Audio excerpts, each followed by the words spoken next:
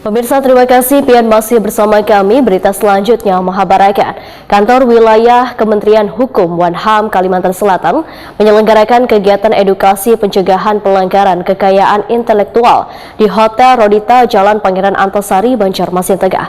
Peserta kegiatan edukasi yang dibuka Kepala Divisi Pelayanan Hukum dan HAM Kalimantan Selatan dari aparat penegak hukum, aparatur sipil negara, dan akademisi.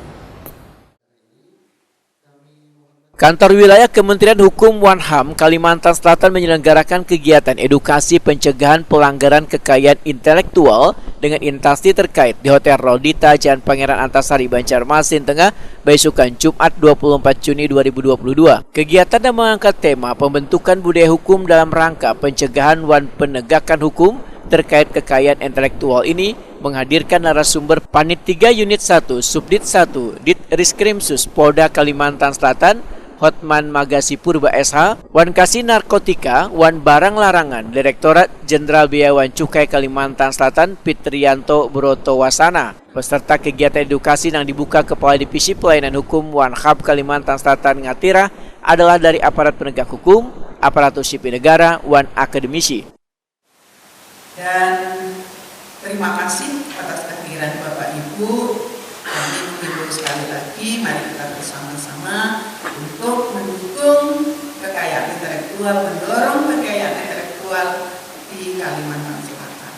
Dan dengan mengucapkan Bismillahirrahmanirrahim, kegiatan edukasi pencegahan pelanggaran kekayaan intelektual dengan instansi terkait tahun 2022 dengan tema pembentukan budaya hukum dalam rangka pencegahan dan penegakan hukum terkait kekayaan intelektual dengan resmi saya nyatakan dibuka.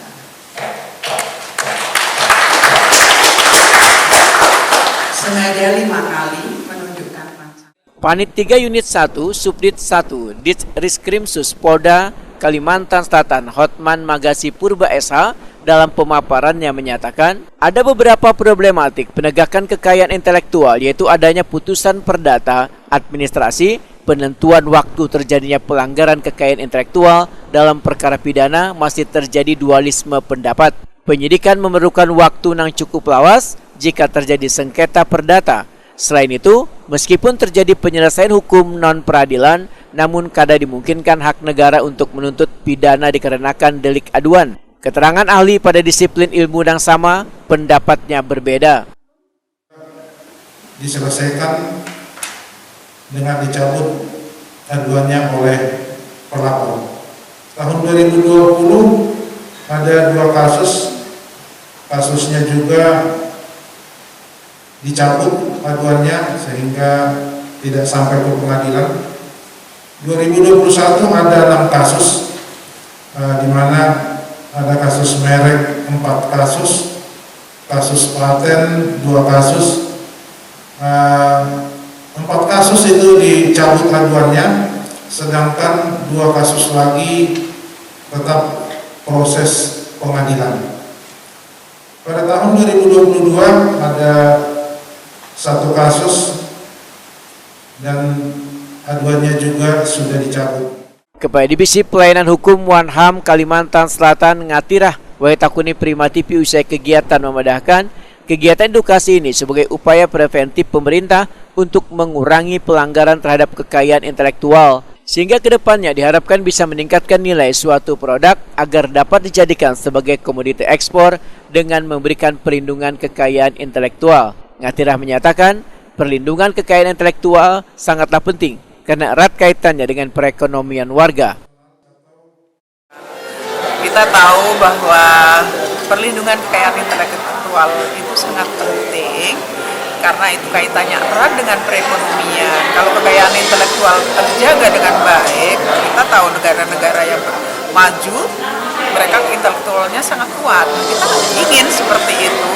Oleh karena itu harus diiringi dengan adanya pencegahan terhadap pelanggaran kekayaan intelektual tersebut. Oleh karena itu pada hari ini kami mengedukasi stakeholder yang ada yang terkait dengan kekayaan intelektual ini agar mereka paham terkait pentingnya perlindungan karya-karya anak bangsa khususnya di Kalimantan Selatan.